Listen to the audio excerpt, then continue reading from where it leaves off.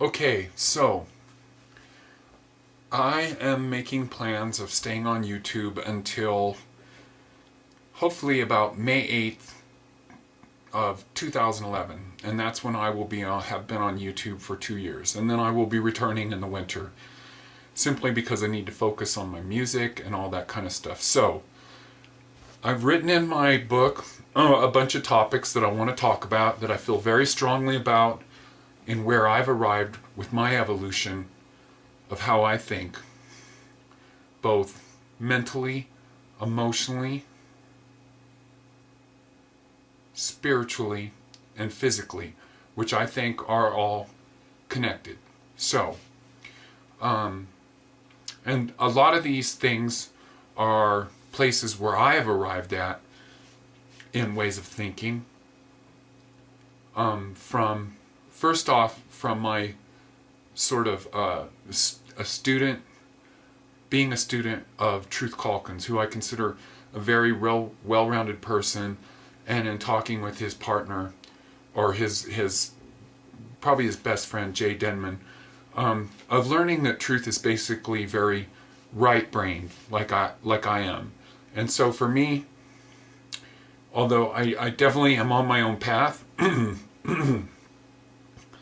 I have really come to a great understanding of being able to develop and understand any situation that the world throws at me. I basically have come back to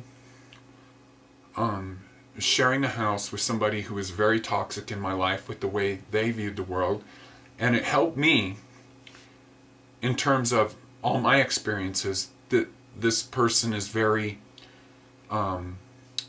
childish and has a very what I would say is opposite way of thinking from the way I do. So it's been literally a learning, a school of applying these things that I've learned. Okay, so what the title of this video is Sovereign Divinity. And that is a term that I learned. I'm not sure if it was the exact term, but when Truth Calkins finished one of his speeches at the last Longevity Now, he ended it with something saying like that everybody has a right to their own sovereign divinity, meaning their own pathway to find what is the most perfect thing in their life. And none of us have any business whatsoever to get in the way of that, and that is going to have us to help the greatest understanding of dealing with everybody when you leave your house, your surrounding. And in saying so, I have to also reiterate that I've come to a point of becoming solo. I will be solo sometime around that May 8th date, in my own house, because my own sovereign divinity demands that I have a very pure psychic vibe, electric, spiritual vibe in this house for me to continue my development. That means that in my development towards my ultimate goal, my ultimate divinity of finding who I am, I need to have a true purity, because that's where I've arrived at. I need to be completely removed from matrix thinking on every level. I need to be completely solo of that. I cannot in any way, manner, shape, or form, in my house, in my bubble, in my sanctuary, in my fort, in my tree house, can I have anybody in my house that is not on that path. And so for me, that comes in a lot of different ways, from my oath of celibacy, of being completely away from crossing paths with anybody on that level, sexually, as well as allowing my thoughts to go there, so that I can totally develop the purity of what I want to be. And this is my thing, again, going back to this sovereign divinity. Everybody has a right to do what they want to do. And when you come to understand that, the world will flow better and you will see only love. And that is the purest way to be. But now, it is not our business to get in the way of anybody who is thinking differently than us, unless they happen to find themselves into your sanctuary, into your home. And in this world, when somebody knocks on the door, you don't have to let them in. When your cell phone rings, we have these wonderful things, caller IDs, where you don't have to talk to anybody that you don't want to talk to in your sanctuary. You can keep a force field around you, a arm's length, if you will, from anybody that doesn't or is possibly going to affect your mission. So, by the same token, and this is some of my videos going back, I've been putting a lot up lately, is that the thing to understand, and this is again something that I learned from Truth, that I've heard him say more than a few times. If a person wants to eat hamburgers, wants to eat pizza, wants to go to $10 all-you-can-eat buffets and stuff themselves and die, and that makes them happy, then they have every right to do that, because you go, you die, and you're reborn. In this quest to understand what I'm talking about with sovereign divinity, everybody has their own right to their version of happiness.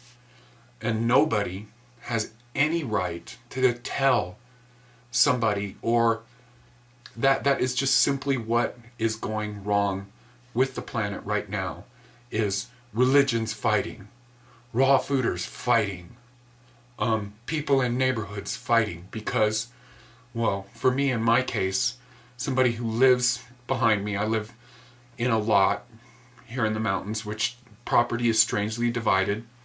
I have actually 3 neighbors, and the guy that backs me sees the world in a very childish way, and there have been times where, let's just say, we've had less than good communications, and I choose to ignore him because he is on a very childish pathway, which is his own sovereign divinity, and I completely understand where he's coming from.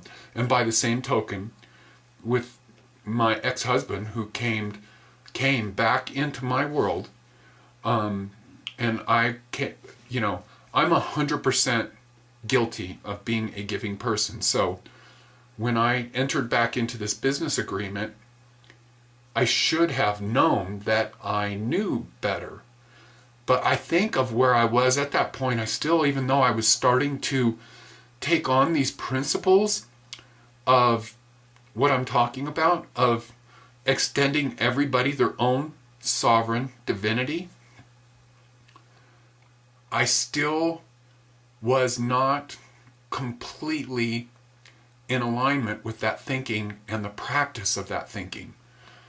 And so what happened to me was getting back with and having under my own roof a person who I consider, who I think has a very loving nature, but for whatever reason they're here, for whatever mission that they've decided to take on in inhabiting the body that they have, it is not my business to say or do what that person should do. And so for me, coming back, and this person is a very loving person, will do anything for you, but there's just, everything winds up, a child, 11, 12, 13-year-old child is very loving, and the antics of this individual are very much related to the antics of a preteen, of being very selfish, of not having an awareness of the world.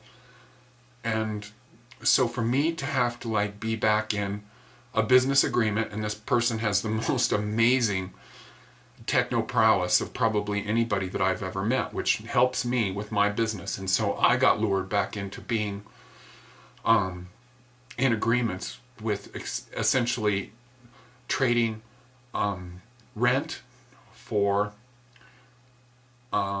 for basically being my technical guru for the way that my band and the journey that I'm on to interface with the technological world, which I like to work in my music. I don't like to be bothered with having to handle all of that kind of stuff, because this is a very techno world.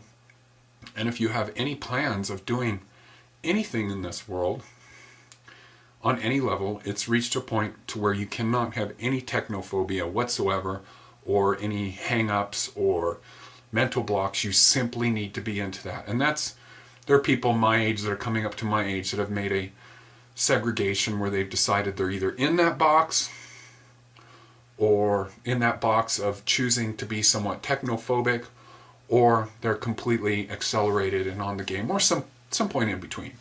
So anyways, sorry for that long digression, but the bottom line is, again, and I'm going to wind this one up right here and saying, we have no right to get in the way of anybody's sovereign divinity.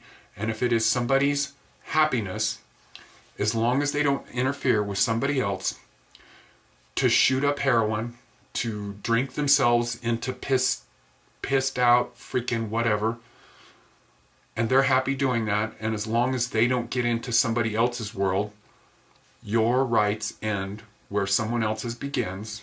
So I'm making that clarification right now.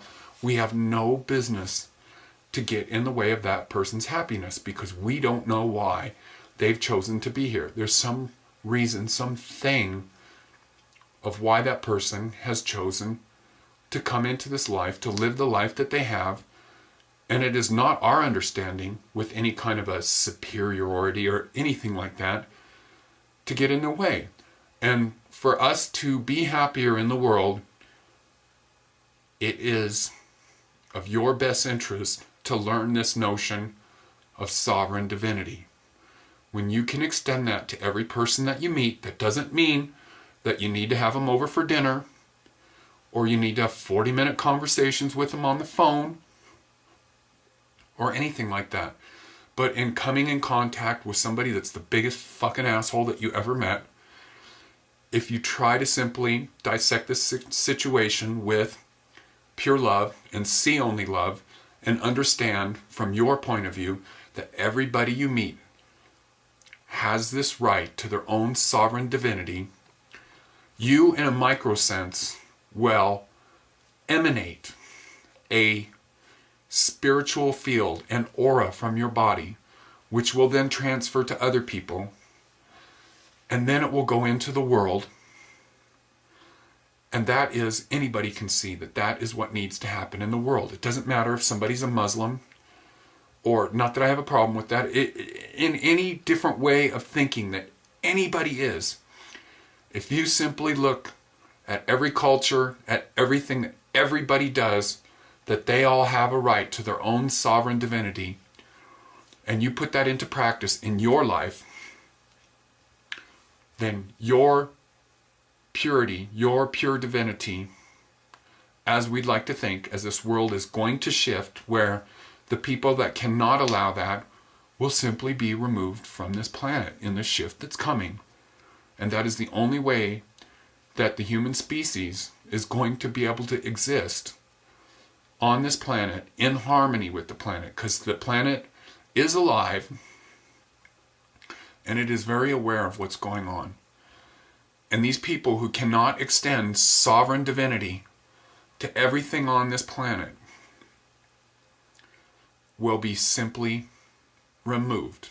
And so, in talking about this, I'm going to have to actually make some distinctions about, because when you talk about this kind of thing, we have to talk about food sources, which is, to me, is where some of the vegan thinking has